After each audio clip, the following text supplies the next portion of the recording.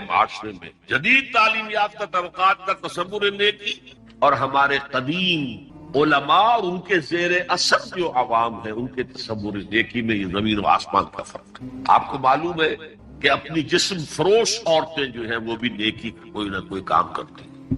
آپ دیکھیں گے محرم میں سیاہ کپڑے پہن کے جلوس کے آگے آگے جا رہی ہیں، سبیلے لگا رہی ہیں، مختلف مزاروں میں جب عرس ہوتا ہے وہاں جاتی ہیں، دھمال کھیلتی ہیں، وہی سیاہ کپڑے پہنتے ہیں، وہ بھی اپنے آپ کو مطمئن کرتے ہیں۔ مشہور ہے ایک واقعہ شہنشاہ عالمگیر اورنگزیب کا، اس نے دلی میں گانے بجانے پر پابندی لگا دی۔ اب ظاہر بات ہے جن کا یہ پیشہ تھا ان کا دھندا ختم تو آمد بھی ختم، لاکھ کوششیں کی لیکن اورنگزیب ٹس سے بس نہیں ہوا۔ تو انہوں نے ایک عجیب ترکیب کی، وہ دریائے جمنا بالکل ساتھ بہتا تھا، یہ قلعہ اس شکل میں بنایا گیا، اب تو ذرا فاصلے پر، تو ایک کشتی میں وہ جمع ہو گئے، سازندے بھی اور ساز بھی اور گاتے بجاتے ہوئے۔ انہیں معلوم تھا فلاں وقت جو ہے بادشاہ جھروکے میں بیٹھ کر دریا کی سیر کرتا ہے، وہاں سے گزرے اور ایک شعر گاتے ہوئے گزرے، درکوئے نیک نامی مارا گزر نہ دارم، گر تو نمی پسندی تقدیر قضا۔ درکوئے نیک نامی، یہ نیکی جو ہے اس کے کوچے میں ہمارا گزر ہی نہیں، درکوئے نیک نامی مارا گزر نہ دارم، یہ تو اللہ کی طرف سے فیصلہ ہے، اس کی مقرر کردہ تقدیر ہے۔ گر تو نمی پسندی تغییر کن قضارا، اگر تجھے پسند نہیں ہے تو تقدیر بدل دے۔ تو بادشاہ ہنس پڑا اور اس نے کہا کہ ٹھیک ہے بھائی، گانے بجانے کی حد تک تمہیں جانا۔ تو ہر ایک طبقے کا اپنا ایک تصور ہے نیکی کا۔ جیسے میں نے پہلے عرض کیا بڑے بڑے ڈاکو جو ہے وہ اپنے علاقے کے بیواؤں یتیموں کی سرپرستی کرتے ہیں، ویسے نہایت درندگی صفاقی انسانی جان کی کوئی حیثیت ہے۔ تو نیکی اصل میں کس شے کا نام ہے، کون سی چڑیا کا نام ہے، نیکی حقیقت میں کیا ہے، وہ ہے اس آیت کا مضمون۔ میں مثال دیا کرتا ہوں، ایک عام قصہ ہے کہ کسی گاؤں میں پہلی مرتبہ ہاتھی آیا۔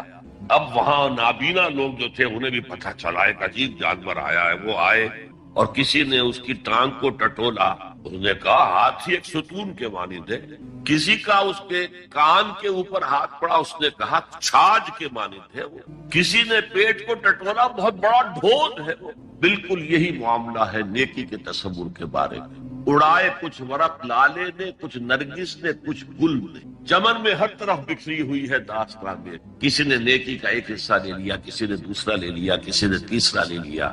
وہ مکمل سراپا نیکی، حقیقی نیکی کس میں ہے، یہ ہے اس آیت کا مضمون۔ اب چوتھے نمبر پر یہ تمہیدی باتیں جو میں عرض کر رہا ہوں، اس آیت کا پس منظر کیا ہے جسے ہم کہتے ہیں شان نزول۔ کیا بحث چل رہی تھی جس پہ ہدایت کے لیے یہ آیت نازل ہوئی؟ تو ذہن میں رکھیے کہ تحویل قبلہ اس آیت کا پس منظر ہے، شان نزول۔ آپ کو معلوم ہے مکے میں جب تک حضور رہے، آپ جب نماز پڑھتے تھے تو آپ جنوبی جانب کھڑے ہوتے تھے، یعنی رکن یمانی اور وہ کونا کہ جس میں حجر اسود نصب ہے، ان دونوں کے درمیان کھڑے ہوئے کعبے کی طرف رخ کیا، تو اسی رخ پر بیت المقدس بھی ہے۔ اسے کہتے ہیں استقبال قبلتین، دونوں قبلوں کا بیک وقت استقبال ہو گیا، رخ ہو گیا دونوں طرف، خانہ کعبہ کے بھی اور بیت المقدس کے بھی۔ مدینے میں آ کر تو یہ ناممکن ہے۔ اب اگر کعبے کی طرف رخ کرو گے تو بیت المقدس کی طرف پشت ہو جائے گی، وہ شمال میں ہے، یہ جنوب میں ہے۔ اگر بیت المقدس کی طرف رخ کرو گے تو کعبے کی طرف پیٹھ ہوگی۔ لیکن آپ کو معلوم ہے کہ حضور نے 16 یا 17 مہینے مدینے آنے کے بعد بیت المقدس کی طرف رخ کر کے نماز پڑھی۔ اب ایک شکل تو یہ ہے کہ یہ حضور کا ذاتی اجتہاد ہو اور اس کو اللہ نے تسلیم کر لیا ہو کہ ٹھیک ہے، یہ بھی ممکن ہے۔ اسے تقریر کہتے ہیں اصطلاح میں۔ حدیث کس چیز کا نام ہے؟ حضور کا قول یا فعل یا تقریر۔ پہلی دونوں چیزیں تو آپ جانتے، قول اور فعل۔ یہ تقریر کیا؟ حضور کے سامنے کوئی کام کیا گیا اور حضور نے نہیں روکا، تو امپلائڈ ہے اس کے اندر کہ یہ کام حرام نہیں ہے، حضور کے سامنے ہوا ہے، آپ نے روکا نہیں۔ تو اگر یہ ذاتی اجتہاد تھا تو تقریر ہو گئی اس کی اللہ کی، لیکن زیادہ غالب پہلو یہ ہے کہ یہ اللہ کے حکم سے حضور نے کیا، اور یہ حکم وحی خفی کے ذریعے سے آیا، اس لیے کہ قرآن مجید میں اس کا ذکر نہیں ہے کہ اللہ نے حکم دیا ہو کہ اے محمد صلی اللہ علیہ وسلم اب آپ اور آپ کے ساتھی بیت المقدس کی طرف رخ کر کے نماز پڑھے، ہی نہیں۔ تو یہ وحی خفی، وحی جلی، وحی خفی، دو قسم کی وحیاں حضور کو ہوتی۔ نبی کے لیے تو وحی خفی بھی وحی جلی کے حق اسی کے حکم میں ہے، لیکن عام آدمی کا کوئی ولی اللہ بڑے سے بڑا ہو اس کی بھی اس کا کشف، اس کا الہام حجت نہیں ہے دین میں۔ بہرحال یہ شاید حضور کو اللہ نے وحی خفی کے ذریعے حکم دیا۔ اس کا ایک بہت بڑا سیاسی فائدہ ہوا حضور، اور وہ یہ کہ مدینے میں آ کر آپ کا واسطہ پڑا یہودیوں، وہ بہت منظم تھے، تعلیم یافتہ تھے، بہت کلچرڈ تھے، ان کے ہاں فقہا تھے، ان کے ہاں مفتی لوگ موجود۔ اگر فوری طور پر تصادم یہود کے ساتھ ہو جاتا تو حضور کے قدم مدینے میں جمنا آسان نہ ہو۔ یہ جب آپ نے بیت المقدس کی طرف رخ کر کے نماز پڑھی تو یہودیوں نے سمجھا چلو کوئی بات نہیں، یہ تو ہمارے کیمپ فالوورز ہیں، ہمارے قبلے کا رخ کر رہے ہیں، لہذا فوری طور پر ان کی طرف سے کوئی مخالفت وہ پیش نہیں۔ اور اس 16 مہینے میں حضور کو اپنے قدم جمانے کا مدینہ منورہ میں پورا موقع ملا، بلکہ پہلے 6 مہینے اس میں جو ہے بہت ڈیسائسو ہے۔ 3 کام آپ نے 6 مہینے میں کیے ہیں تو بالآخر بہت ہی زیادہ فیصلہ کن ثابت۔ نمبر 1 یہ کہ آپ نے مسجد نبوی کی تعمیر کر لی، اب یہی مرکز ہے، یہی درسگاہ ہے، یہی خانقاہ ہے، یہی پارلیمنٹ ہے، یہی دارالمشاورت ہے، یہیں سے فوجیں تیار کی جا رہی ہیں، یہی وفود آ کر پیش ہو رہے ہیں، بہرحال ایک مرکز وہی آپ۔ نمبر 2 یہ کہ مہاجرین میں اور انصار میں مواخات، ایک مہاجر ایک Ansari, they were declared brothers، یہ تھی انٹیگریشن آف دی سوسائٹی۔ اور تیسرا کام آپ نے یہ کیا اسی دوران میں جس کا تعلق اس حکمت عملی کے ساتھ بہت گہرا بن جاتا ہے کہ یہود کو جکڑ لیا ایک معاہدے میں، میثاق مدینہ، کہ اگر مدینے پر کوئی باہر سے حملہ آور آیا تو ہم سب مل کر واحد امت کی حیثیت سے مدینے کا دفاع کریں، جوائنٹ ڈیفنس آف مدینہ کا پیکٹ۔ اور یہ چیز بھی حضور کی کامیابی میں بہت فیصلہ کن ثابت۔ تو اس اعتبار سے یہ تحویل قبلہ جب پھر ہوئی ہے، اور میں نے جو کہا تھا کہ اللہ نے ہی کوئی حکم دیا تھا وحی خفی کے ذریعے، وہ اس سے ثابت ہوتا ہے کہ نہ صرف بہت سے مہاجرین پر یہ بات شاخ گزر رہی تھی، خود حضور پر بھی شاخ گزر کہ میں پیٹھ کیے ہوئے ہوں کعبے کے۔ چنانچہ قرآن مجید میں یہ آیا ہے قد نرا تقلب وجهك في السماء، اے نبی ہم آپ کے چہرے کا، نگاہوں کا آسمان کی طرف اٹھنا بار بار دیکھتے رہے، آپ منتظر تھے کہ وقت آئے، حکم آئے، وحی آئے اور میں رخ بدل۔ وما جعلنا القبلة التي كنت عليها الا لنعلم من يتبع الرسول ممن ينقلب على عقبيه، یہ اللہ نے اپنی طرف منسوب کر دیا، اور ہم نے وہ قبلہ جس پر تم اب تک رہے ہو 16 مہینے 17 مہینے یہ مقرر کیا تھا تاکہ دیکھ لیں کہ کون ہے رسول کا اتباع کرنے والے اور کون ہے جو اپنے الٹے پاؤں پھر جانے والے۔ کیا مطلب ہے اس کا؟ مہاجرین مکے سے آئے تھے، ان کے دلوں میں عظمت جو ہے کعبے کی وہ پلی ہوئی تھی اندر ٹھوک ٹھوک۔ اب دیکھا اللہ نے حکم نہیں دیا وحی جلی کے ذریعے سے، یہ رسول کا حکم تھا، گویا کہ یہ ایک امتحان ہو گیا کہ کہیں تمہاری حمیت جاہلی، تمہاری محبت جو تمہیں کعبے سے ہے وہ تمہیں اسلام سے پھیر تو نہیں دیتی؟ آیا تم رسول کے حکم کو مقدم رکھتے ہو اور اپنی کسی سابقہ حمیت، جسے حمیت جاہلی ہم کہہ دیں گے، اس کو مقدم رکھتے ہو؟ یہ ایک سخت امتحان تھا جس میں کہ اہل مکہ جو مہاجرین تھے وہ مبتلا کیے گئے، اور خاص طور پر یہ بات کہ رسول کا حکم ماننے کی تاکید، چاہے ابھی قرآن میں کوئی آیت نہیں آئی ہے لیکن حقیقی مومن کے لیے رسول کا فرمانا بھی ایسے ہی ہے جیسے کہ اللہ کا فرمان۔ اس کی تربیت بھی ہو گئی، لیکن یہ کہ اکثر کا معاملہ یہ تھا کہ یہ معاملہ شاخ گزر رہا تھا، یہاں تک کہ حضور کا معاملہ بھی تھا قد نرا تقلب وجهك في السماء فلنولينك قبلة ترضاها، تو اے نبی ہم بدل دیں گے قبلہ وہ جو آپ کو پسند ہے، اب رخ کرو مسجد حرام کی، فولوا وجوہکم شطر المسجد الحرام، اب اپنا رخ کر لو مسجد حرام کی طرف۔ چنانچہ مدینے میں ایک مسجد القبلتین، جو حضرات گئے ہیں زیارت کرتے ہیں انہوں نے زیارت کی، حضور مدینے سے باہر ایک قبیلے کی جگہ تھی، وہ وہاں گئے ہوئے تھے، کوئی دعوت طعام تھی، دوپہر کا کھانا تھا، اسی وقت ظہر کا وقت ہو گیا، حضور نے جماعت کھڑی کی اور قبلہ جو ہے بیت المقدس، اسی نماز کے دوران یہ آیات وہی نازل ہو گئی، آپ نے فوراً رخ بدلا اور پوری جماعت نے رخ بدل لیا، اور اسی لیے اس مسجد میں 2 قبلے ہیں، 2 محرابیں ہیں، ایک شمال کی جانب بیت المقدس کی جانب، دوسری جنوب کی جانب یعنی مکہ مکرمہ کی۔ اب یہ تحویل قبلہ جو ہے، یہ ہے بات اصل میں سمجھنے کی ایک بہت بڑے فتنے کی بنیاد پر۔ فتنہ آزمائش کو کہتے ہیں اور فتنہ فساد کو بھی کہتے ہیں۔ فساد یہودیوں کی طرف سے شروع ہوا، یہ کیسا نبی ہے جس کا قبلہ ہی معین نہیں؟ ابھی یہ شمال کی طرف رخ کر کے نماز پڑھ رہا تھا اور اب اس نے جو ہے جنوب کی طرف رخ کر لیا، کیسا نبی ہے؟ کیسا نبی ہے؟ حضور کے خلاف لوگوں کو بھڑکانے کا انہیں اب ایک موقع تھا۔ اور آپ کے علم میں ہے کہ اوس اور خزرج کے جو عوام ہیں وہ یہود کے بہت زیر اثر تھے، بہت زیر اثر۔ وہی بات کو سمجھتے تھے، ہمارے پاس نہ کوئی شریعت ہے، نہ کتاب ہے، نہ کوئی قانون ہے، نہ ہمارے ہاں کوئی مفتی ہے، نہ قاضی ہے۔ ان کے ہاں تو کتاب ہے، شریعت ہے، مفتی ہے، قاضی ہے، ان کا تو بڑا کلچرڈ لوگ ہیں، تو ایک روب تھا۔ لہذا یہ ایک ان کو موقع مل گیا کہ اس پر لوگوں کے جذبات کو بھڑکائیں اور حضور سے برگشتہ کریں۔ دوسری طرف سادہ نو مسلمانوں کے اندر بھی ایک فتنہ بطور آزمائش آ گیا کہ اگر اصل قبلہ یہ تھا تو یہ 16 مہینے کی نمازیں تو ہماری عقارت نہیں، غلط رخ پر پڑے نہیں، اور نماز تو دین کا اصل ستون ہے اور یہ نمازیں ہماری ظاہر۔ یہ ان کے دلوں میں ایک وسوسہ پیدا ہوا۔ اس پہلو سے اس مسئلے پر بڑی مفصل گفتگو قرآن کی، میرے اور آپ کے لیے، بلکہ مجھے اعتراف ہے کہ میں یہ سوچتا رہا اتنی مفصل گفتگو بار بار فولوا وجوہکم شطر المسجد الحرام، فولوا وجوہکم شطر، یہ بار بار پورے 2 رکوع قرآن مجید، سورہ بقرہ کا 17واں رکوع، 18واں رکوع اسی پر، اس لیے کہ ہم اس سینسٹیونیس کا اندازہ نہیں کر سکتے کہ جو اس وقت پیدا ہو گئی تھی اس پر۔ تحویل قبلہ پر یہ معمولی نہیں بات تھی۔ یہود نے سمجھ لیا تھا کہ اب معلوم ہوا یہ ایک نئی امت کا آغاز ہے، اس کا مرکز اب نیا بن گیا ہے۔ اب تک وہ سوچ رہے تھے کہ ہمارے ہی، چنانچہ ایک اور واقعہ ہوا تھا کہ یہ عاشورہ کا روزہ رکھتے تھے یہودی۔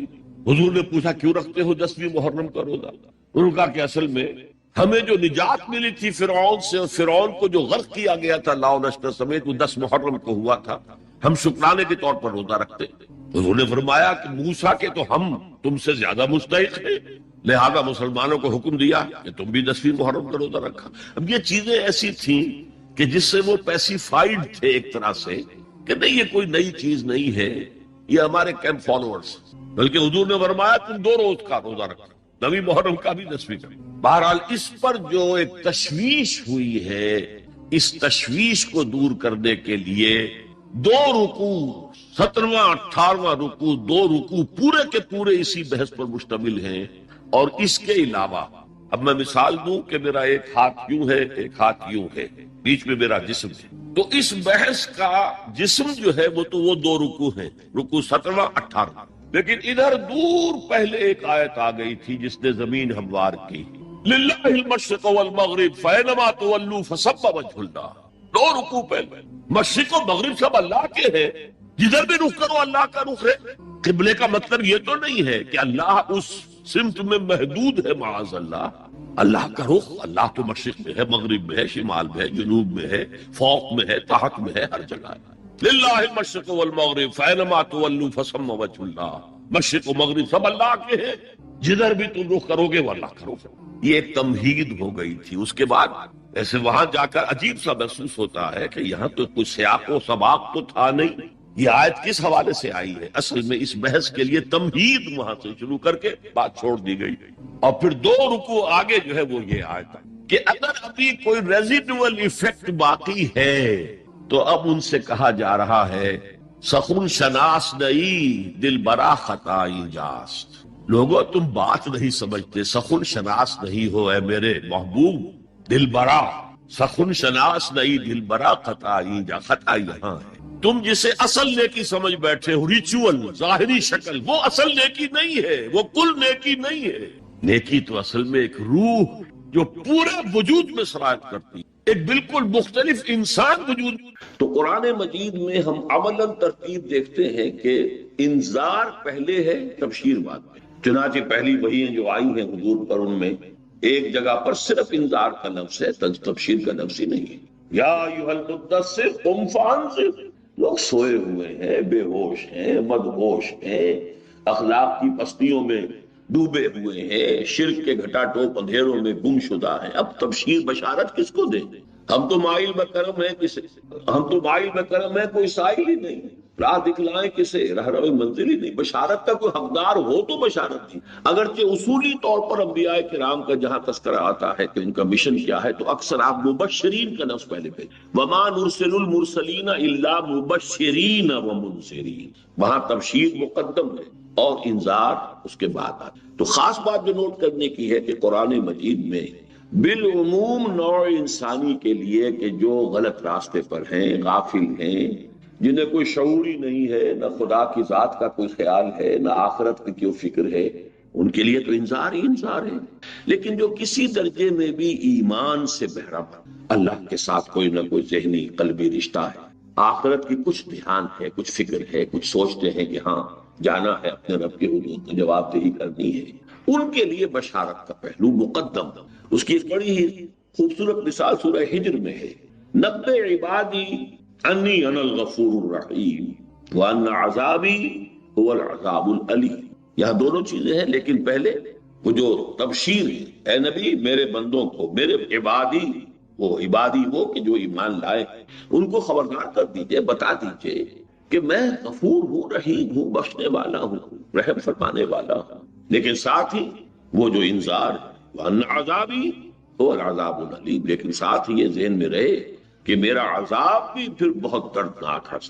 یہ دونوں چیزیں ایک وقت سامنے رہنی چاہیے۔ اسی کے حوالے سے اس مرتبہ کو جب میں تراویح میں یہ پڑھ رہا تھا، سن رہا تھا، سمجھیے عزیزم عاقب سعید کی زبانی، تو مجھے خیال آیا تھا ان آیات کا کہ میں آج آپ کے سامنے ہدیتاً یہ آیات جو ہیں قرآن مجید کی پیش کروں جو میں نے ابھی آپ کو تلاوت کر کے سنائی ہے۔ قل لعبادی، اے نبی میرے بندوں سے کہہ دی۔ ادھر نوٹ کیجئے گا، مجھے آج اصل میں تو ایک ہی بات آپ کو سمجھا، بس بلے شاہ والی بات کہ ایک کو الف تیرے درکار، وہ الف جو ہے وہ سمجھ میں آ جائے تو باقی سارے مسئلے خود بخود آٹومیٹک جو ہے اس کی ایک سلسلہ ہوگا کہ چلتا جائے، اور وہی ہماری سمجھ میں نہیں آ رہا۔ اکثر و بیشتر اچھے جذبات رکھنے والے دیندار نیک لوگ اس مسئلے کو نہیں سمجھ، وہ مسئلہ آج میں سمجھانے کی کوشش کروں گا، لہذا آیات کی تفصیل میں نہیں جاؤں گا، یہ تو صرف یہ کہ ترجمہ ہوگا اس کا، اور اس کے حوالے سے ذرا چند اہم نکات جو ہیں ان کو ذہن نشین کرنا ہے اس کی تمہید کے طور پر۔ قل یا عبادی الذین اسرفوا علی انفسہم، اے نبی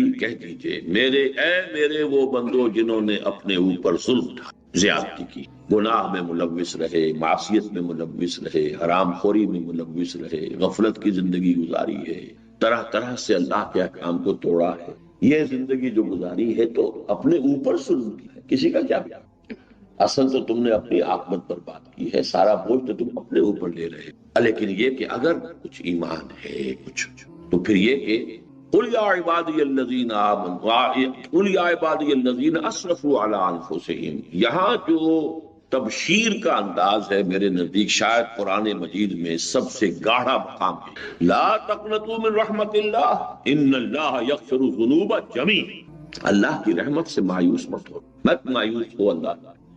لفظی ترجمہ ہوگا بغیر کسی اگر مگر کے، اگر ہم اضافے کے، جیسے کہ عبارت ہے اللہ تمام گناہ معاف کر دیتا ہے، اور چونکہ یہ فعل مضارع ہے اللہ تمام گناہ معاف کر دے گا، یہ بہت ہی رجا امید اس کی ایک کیفیت پیدا کرنے والے الفاظ۔ یعنی کیا کہ اگر فرض کیجئے کوئی شخص ہے کہ اس کی 80 برس عمر اور ساری عمر خراب زندگی جو ہے صحیح رخ پر بسر نہیں، وہ بھی مایوس، معلم یغرغر، جب تک موت کے آثار نہیں آ جاتے توبہ کا دروازہ کھلا۔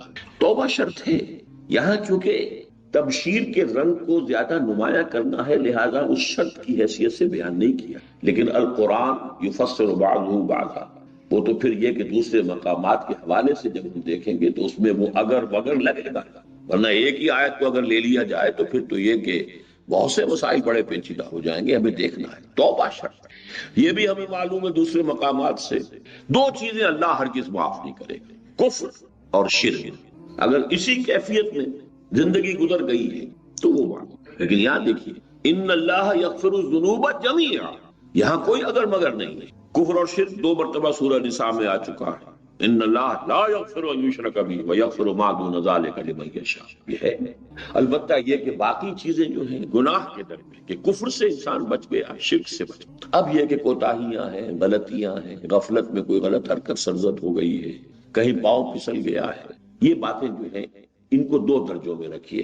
ایک تو جن کو ہم کہتے ہیں کہ صغائر ہیں، چھوٹے گناہ، وہ چھوٹے گناہ خود بخود دھلتے رہتے. یہ جو حدیثیں ہم پڑھتے ہیں کہ جب انسان وضو کرتا ہے تو ہاتھ دھوتا ہے تو ہاتھ سے جو گناہ ہوئے ہیں وہ جڑ دھل جاتا ہے، آنکھ میں پانی ڈالتے ہیں تو آنکھ کا گناہ جو ہے وہ دھویا جاتا ہے. یہ ہے صحیح ہے. اور بھی آدمی جب نماز کے لیے مسجد کی طرف چلتا ہے تو ہر قدم پر اس کے گناہ معاف. لیکن یہ گناہ کون سے؟ صغائر، چھوٹے گناہ، جن میں انسان غیر شعوری طور پر کچھ حرکتیں کر بیٹھتا ہے، یا چھوٹی چھوٹی چیزیں ہیں کہ جن میں وہ حدود کو پھلانگ جاتا ہے. یہ جو صغائر ہیں یہ خود بخود بھی دھلتے رہتے ہیں. نماز پڑھی ہے، روزہ رکھا ہے. اور یہ بھی سمجھ لیجئے کہ یہ جو ہے حدیث من قام لیلۃ القدر ایمانا واحتسابا غفر له ما تقدم من ذنبہ، یہ اس میں بھی کبائر شامل نہیں ہے. یہ ساری جو بھی فضیلتیں ہیں وہ صغائر کے لیے. اگر آپ توبہ نہیں کرتے کبیرہ گناہ معاف نہیں ہوتے، اگرچہ اللہ کا اختیار ہے، چاہے تو معاف کر دیں. ڈکلیئر اس نے یہی کیا ہے کہ کفر اور شرک جو ہے اس کو میں معاف نہیں. باقی یہ کہ اس کی امید دلائیے. یہ امید بھی رجا کے لیے کہ مایوسی نہ ہو، کمر ہمت ٹوٹ نہ جائے. آدمی کی اگر ہمت ٹوٹ جائے تو پھر اس کے اندر وہ جذبہ نہیں رہتا کہ وہ اصلاح کر سکے. عادتیں پختہ ہو چکی ہیں، سال ہا سال بیت چکے ہیں، پوری زندگی گزاری ہے ایک نقش پر، ایک ڈھنگ پر. اب وہ اس کی طبیعت ثانیہ بن گئی ہے، اس کو چھوڑنا کوئی آسان کام نہیں ہے. نہیں، یہاں فرمایا نہیں، اللہ معاف کرے گا، تم بسم اللہ کرو، تم رخ درست کر لو. چنانچہ اب آگے دیکھیے کیا آیا. انہ هو الغفور الرحیم، یقیناً وہ غفور الرحیم ہے. وانیبوا الی ربکم واسلموا لہ. یہاں بھی چونکہ تبشیر کے رنگ کو نمایاں کرنا اسے شرط کے طور پہ نہیں لائے. پہلی آیت جو ہے غیر مشروط ہے. قل یا عبادی الذین اسرفوا علی انفسہم لا تقنطوا من رحمت اللہ ان اللہ یغفر الذنوب جميعا. لیکن اس کا نتیجہ کیا نکلا؟ اگر اللہ کی یہ غفاری، اللہ کی یہ رحمت اور اس کی رحیمیت اور رحمانیت تمہارے سامنے آئی ہے تو اب اس کا نتیجہ کیا نکلنا چاہیے؟ اور ڈھیٹ ہو جاؤ، یہ جاؤ گناہ. یہ نتیجہ نکلا نہیں. پرواہ کیا ہے؟ جب سبھی معاف کر دے گا تو پھر ضرورت کیا کچھ کرنے کی؟ پھر کاہے کو بچنا؟ یہ نتیجہ یہ نکلنا چاہیے اس تبشیر کا. وَأَنِيبُوا إِلَىٰ رَبِّكُمْ، اپنے رب کی طرف توجہ کر لو، رخ سیدھا. دیکھیے تابا یتوبو، آبا یعوبو، یہ آتے ہیں پلٹنے کے لیے. کسی غلطی کی طرف، کسی غلط رخ پر تھے، سیدھے ہو جائے. انابت میں وہ پہلو بھی نہیں ہے. انابت مطلقاً جو کسی کی طرف رخ کرنے کے لیے، جیسے کہ حضرت ابراہیم علیہ السلام کے الفاظ سورہ انعام میں آئے ہیں، انی وجہت وجہی للذی فطر السماوات والارض حنیفا وما انا من المشرکین. گویا کہ it's never too late. جب تک یغرغر نہیں ہو رہا، جب تک کہ وہ نزع کی کیفیت طاری نہیں ہوئی ہے، جب تک زندگی کی امید ہے، توبہ کا دروازہ کھلا ہے. لیکن رخ سیدھا کرنا لازم. وَأَنِيبُوا إِلَىٰ رَبِّكُمْ وَأَسْلِمُوا لَهُ، اور اس کی اطاعت اور فرما برداری اختیار.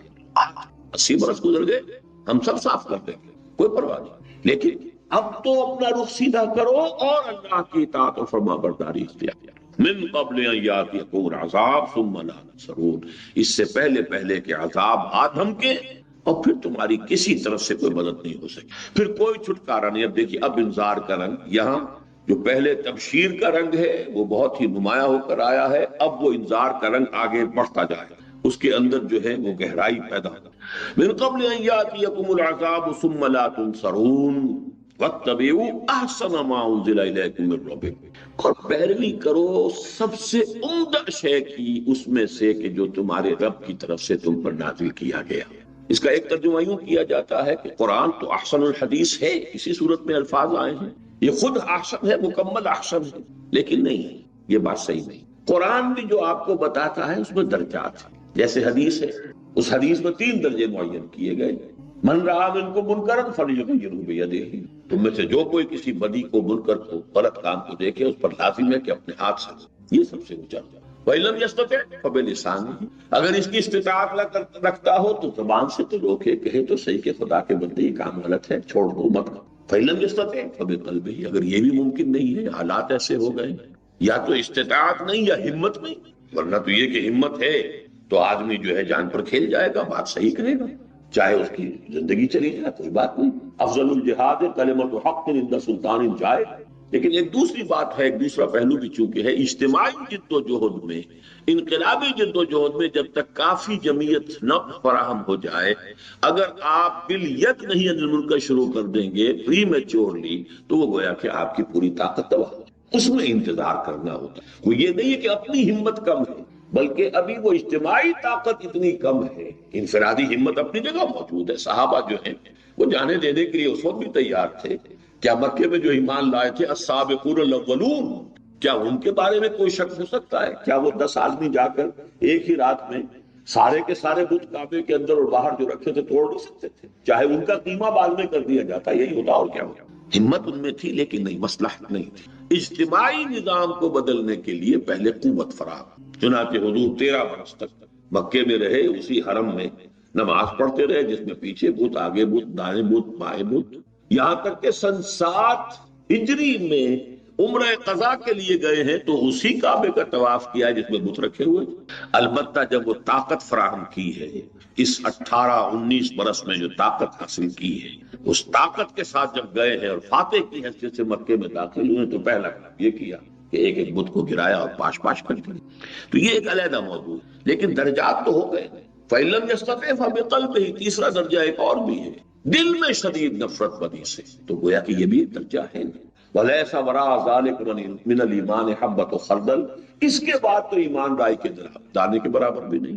اسی طرح 3 مراتب جو ہے حدیث جبرائیل، جسے ام السنہ کہا گیا، اور اس ام السنہ کے بارے میں خاص طور پر حضور نے فرمایا کہ جبرائیل تھے جو تمہیں تمہارا دین سکھانے آئے تھے، اذ لم تسألوا، جبکہ تم نے اس کے بارے میں سوال نہیں کیا۔ اور یہ ہے واقعہ ہو رہا ہے حضور کی حیات دنیاوی کے آخری دور۔ تو وہ کون سا دین سکھانے آئے تھے حضرت جبرائیل؟ وہ دین یہ تھا کہ اس دین میں 3 لیولز ہیں، ایک مجرد اسلام بھی ہے، ایک اسلام سے اوپر ایمان ہے، ایمان سے اوپر احسان، تو درجے ہیں۔ تو یہاں فرمایا وَاتَّبِعُوا أَحْسَنَ مَا أُنزِلَ إِلَيْكُم مِّن رَّبِّكُم، ہمت کرو، کمتر پر کیوں راضی ہو کر بیٹھ جاؤ؟ دنیا میں تمہاری جد و جہد ہے کہ ہے جستجو کے خوب سے ہے خوب تر کہاں، زیادہ سے زیادہ بڑا مکان بنائیں، زیادہ سے زیادہ نئے ماڈل کی کار لا کے گھر پر کھڑا کریں، یہ کریں وہ کریں، یہ سب کچھ دوڑ لگا رہے ہیں، تو دین میں کیوں قانے ہو کر بیٹھ جاتے ہیں؟ وَاتَّبِعُوا أَحْسَنَ مَا أُنزِلَ إِلَيْكُم مِّن رَّبِّكُم مِّن قَبْلِ أَن يَأْتِيَكُمُ الْعَذَابُ بَغْتَةً وَأَنتُمْ لَا تَشْعُرُونَ، اس سے پہلے کہ عذاب تم پر اچانک ٹوٹ پڑے اور تمہیں اس کا کوئی اندازہ ہی نہ ہو، شعور ہی نہ ہو کہ آ رہا ہے، وہ بغیر وارننگ دیے آتا ہے۔ اب 3 یہاں آ رہے ہیں کہ اب جو حضرات بھی یہاں بیٹھے ہیں ذرا وہ سوچیں ہم ان 3 میں سے کس کیٹیگری میں فال کریں۔ خدا نہ خواستہ اگر کر رہے ہوں تو اس وقت جاگنے کی ضرورت۔ پہلی کیٹیگری یہ ہے غافلین کی، ان تقول نفس یا حسرۃ علی ما فرطت فی جنب اللہ وان کنت لمن الساخرین، مبادا کہ کوئی کہے اس دن جب کہ وہ عذاب سامنے آئے، چاہے وہ قیامت کا دن ہو، چاہے وہ پھر جہنم سامنے آ گئی ہو، چاہے موت سر پر آ گئی ہو، جو بھی شکل ہے، مبادا تم میں سے کوئی یہ کہے ہائے افسوس، ہائے حسرت، میں نے جو کوتاہی کی اللہ کی جناب، علی ما فرطت فی جنب اللہ۔ اور اس سے بھی زیادہ نفسیاتی بات ہے، بڑی پیاری بات، آپ کو اس کے نقشے نظر آ جائے، اگر آپ میں خود وہ جھلک نہ ہو تو آپ آس پاس دیکھ لیں گے کہ ایسی شخصیتیں ہوتی ہیں جو سنجیدگی کو بالائے طاق رکھ کر اپنے اوپر ایک ایسی کیفیت طاری کر لیتے، ہنسی کھیل مذاق اسی میں، تاکہ یہ کہ کچھ سنجیدہ بات جو ہے اس کو سوچنے کی ضرورت پیش ہے۔ وَإِن كُنتُ لَمِنَ السَّاخِرِينَ، میں تو مذاق کرنے والوں ہی میں رہا، میں نے سنجیدگی سے غور ہی نہیں کیا، میں نے توجہ ہی نہیں کی، میں نے سوچا ہی نہیں۔ یا حسرۃ علی ما فرطت فی جنب اللہ وان کنت لمن الساخرین، میں تو اسے ہنسی کھیلی سمجھتا رہا، ہنسی مذاق سمجھتا رہا، میں نے توجہ ہی نہیں کی۔ یہ ہنسی مذاق کا عدم توجہ کا معاملہ کچھ اور کا ہے۔ عدم توجہ ایک حضرت حمزہ کی بھی تھی رضی اللہ تعالی، وہ ہنسی مذاق کی نہیں تھی، وہ صرف یہ تھی کہ انہیں بس دلچسپی تھی سیر سے، شکار سے، کئی دن صحرا میں ہیں، شکار کر رہے ہیں، شکار کر لیا وہی بھون کے کھا لیا، پھر اس کے بعد آگے کئی دن ہفتے رہے جنگل۔ ان کی زندگی اس روٹین کی بن گئی تھی، تو این اپنے گھر میں اپنا سگا بھتیجا محمد صلی اللہ علیہ وسلم انہیں 6 برس ہو گئے دعوت دیتے ہوئے، اور حمزہ کی ٹانگ پہ جوئی نہیں دیں گی، حالانکہ نیک ہیں اور بھلے آدمی ہیں، حضور سے سخت محبت کرتے ہیں، شدید محبت کرتے ہیں، اور وہی جذباتی محبت تھی جس کے نتیجے میں ایمان لائے۔ کہ ایک روز سن 6 نبوی میں جب واپس آئے ہیں تو جو کنیز تھی اس نے دروازے ہی پر کہا کہ آج تو ابو جہل نے بڑا برا سلوک کیا آپ کے بھتیجے کے ساتھ، یعنی حضور صلی اللہ علیہ وسلم۔ گھر میں داخل ہوئے وہیں سے پڑھ کے جہاں ابو جہل بیٹھا تھا اپنے پرے میں، جا کر اسے ڈانٹا اور اپنی کمان دے کر ماری سر پر، تم نے میرے بھتیجے کے ساتھ یہ کیا ہے؟ اور کہا اچھا اگر یہی بات تو میں ایمان لاتا ہوں۔ واہ، یہ چیز ہے گویا کہ ایمان کا لاوا اندر تو تھا لیکن وہ عدم توجہ ہی کی وجہ سے پھٹ نہیں رہا۔ اس وقت جذباتی طور پر ایک تحریک ایسی ہوئی ہے کہ اس وقت ایمان کا اعلان کر دیا، پھر آخر دم تک جس طرح اپنے آپ کو حضور صلی اللہ علیہ وسلم کے مشن کے لیے وقف کیا وہ سب کو معلوم ہے۔ تو یہ جو دو الفاظ یہاں آ رہے ہیں کہ بے توجہی میں یا اس سے آگے بڑھ کر ہنسی مذاق ہی، ان دونوں چیزوں کی وجہ سے سیریسلی کبھی سوچا ہی نہیں، کبھی غور نہیں کیا، یا مصروفیات زندگی ایسی ہیں جو سوچنے نہیں دیتی۔ اپنے اپنے پروفیشنز ہیں، اپنے اپنے لوگوں نے دھندے بنا لیے ہیں، اپنے اپنے کاروبار ہیں، اپنے اپنے مسائل ہیں، اپنے اپنے مشکلات ہیں۔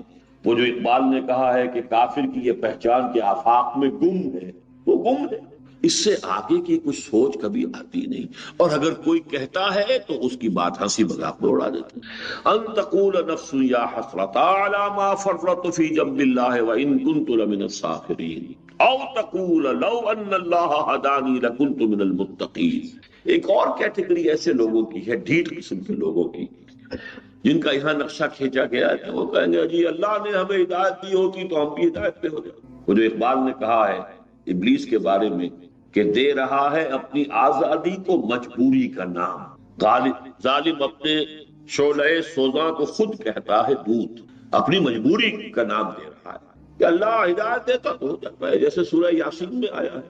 کیا ہم انہیں کھانا کھلائیں جنہیں اللہ چاہتا تو خود کھلا دیتا؟ کیا ہم سے کہتے ہو کہ غریبوں کو کھانا کھلاؤ؟ اگر اللہ کی مشیت ہوتی کہ ان کو کھانا کھلائے تو کیا خود نہیں کھلا سکتا؟ اس کا مطلب وہ چاہتا ہی نہیں کہ کھلایا جائے ان کو، تو ہم جو ہے اللہ کی مشیت کے خلاف کیوں عمل کریں؟ اب یہ حجت بازی اور اس طرح کی باتیں جو ہے یہ بھی لوگ ہوتے ہیں۔ او تقول لو ان اللہ ہدانی لکنت من المتقین او تقول حین تری العذاب لو ان لی کرۃ فاکون من المحسنین، یا وہ یہ کہے کاش کہ مجھے ایک دفعہ لوٹنا نصیب، اگر واپس دنیا میں جانا نصیب ہو جائے، یہ موت ٹل جائے، میں بالکل محسنین میں سے ہو جاؤں۔ محسن میں نے 3 درجے بیان کیے تھے ابھی، مسلم، مومن، محسن۔ اخبرنی عن الاسلام، اخبرنی عن الایمان، اخبرنی عن الاحسان، میں محسنین میں سے ہو جاؤں۔ کہاں اسلام اور کہاں ایمان، میں ہو جاؤں، لیکن وہ لوٹنا تو نہیں ہے، اس کا تو کوئی امکان نہیں، اس کی تو کوئی صورت نہیں ہے۔ وہاں جا کر لوٹنا تو کیا ہے، جب وہ موت آ کے کھڑی ہوگی سرحانے پر تب بھی اسے مؤخر ہونے کا، لن یؤخر اللہ نفسا اذا جاء اجلها، اللہ ہرگز مؤخر نہیں۔ تو یہ گویا کہ 3 شکلیں ہو سکتی ہیں، یاس اور حسرت اور مایوسی، ان چیزوں کے نقشہ کھینچا گیا ہے کہ ہر شخص اپنے بارے میں غور کرے۔ اب آخری باقی آیا ہے، یہ خاص طور پر ان لوگوں کے لیے ہے۔ دیکھیے ایک مثبت پہلو ہے جس کو بھی اللہ نے یہ توفیق دی کہ وہ اس پورے مہینے میں رات کے 8 بجے سے لے کر 1 بجے تک جاگا۔ کتنا بڑا فضل ہے، کتنا بڑا کرم ہے اللہ۔ کتنے لوگ ہیں کہ جو نیکسٹ ڈور ہوں گے انہوں نے اس کی توفیق نہیں ہوئی، اس کو اللہ نے نہیں چنا، یہ تو اللہ کا فضل و کرم ہے۔ کتنے وہ لوگ ہیں خوش نصیب ہیں، کتنا فضل ہوا ہے، سب چیز گھر بار چھوڑ کر یہاں مسجد کی چٹائیوں پر لیٹے ہوئے ہیں، 10 دن جو ہے اعتکاف میں لگا رہے ہیں، 9 دن لگا رہے ہیں۔ لیکن اب اسی کا دوسرا رخ بھی ہے، اگر وہ یہ سب کچھ کر کے وہیں کے وہیں رہ جائیں جہاں پہلے تھے تو ان سے بڑا مجرم کو یہ سوچ کہ یہ میں اس آیت کے آخری آیت کے حوالے سے بات کر رہا ہوں، بلا قد جاءتک آیاتی، کیوں نہیں تمہارے پاس میری آیات پہنچ گئی تھی، فکذبت بها واستکبرت، تو نے اس کی تکذیب کی۔ تکذیب 2 طرح کی ہوتی ہے، تکذیب قولی، جو شخص کہتا ہے قرآن اللہ کا کلام ہی نہیں ہے، بس بات ختم ہو گئی، تکذیب قولی ہو گئی۔ ایک تکذیب عملی ہے، ماننا اسے کہ اللہ کا کلام ہے پھر اس کے حکم پر عمل نہ کرنا، یہ دوہرا جرم ہو گیا۔ تکذیب قولی جنہوں نے کی ہے، تکذیب جو کر دی ہے کہ ہم مانتے ہی نہیں، اس کے بہت سے اسباب ہو سکتے ہیں، اس کے اسباب تو جائیں گے، اس کے والدین نے تربیت کیسی کی، اس کے ماحول نے کیسی تربیت کی، اس کو تعلیم کیسے ملی، بہت سے اسباب ہو سکتے ہیں، اور اللہ تعالیٰ نے جو محاسبہ کرنا ہے آخرت میں ان سارے فیکٹرز کو سامنے رکھے گا۔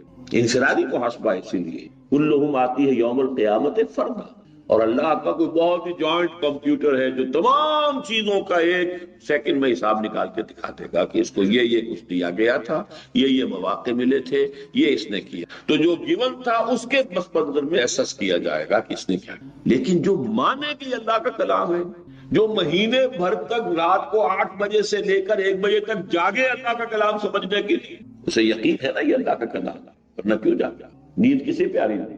کس قدر تم پہ گراں صبح کی بیداری ہے، ہم سے کب پیار ہے، ہاں نیند تمہیں پیاری ہے، نیند تو سب کو پیاری ہے، جاگ رہے ہیں اور پھر تو یہ گویا کہ سب سے زیادہ کٹھن ہے۔ اس لیے میں نے کہا تھا وہ جو بھی تبشیر تھی ایک آیت کے اندر وہ بھی بڑی مطلق، بڑی واضح، لیکن یہ کہ اس کے بعد جو انذار کا رنگ گہرے سے گہرا ہونا شروع ہوا ہے، بلا قد جاءتک آیاتی فکذبت بها واستکبرت وکنت من الکافرین، تم نے ہماری آیات کی تکذیب کی، استکبار کی، اور تم یقیناً ناشکروں میں سے تھے۔ یہاں لفظ کافر ایک تو ہے جس نے انکار کر دیا، ایک وہ ہے کہ جو مان تو لیا لیکن عمل نہیں کیا تو ناشکر ثابت۔ اب اس میں جو پوائنٹ ہے جو میں چاہتا ہوں کہ آپ سمجھ لیں وہ یہ ہے کہ اس پوری بشارت کے لیے جو چیز ہمارے لیے اس آیت میں واضح کی گئی ہے، اگر اس بشارت کا مستحق بننا، قل یا عبادی الذین اسرفوا علی انفسہم لا تقنطوا من رحمت اللہ ان اللہ یغفر الذنوب جميعا، تو 2 شرطیں لازم،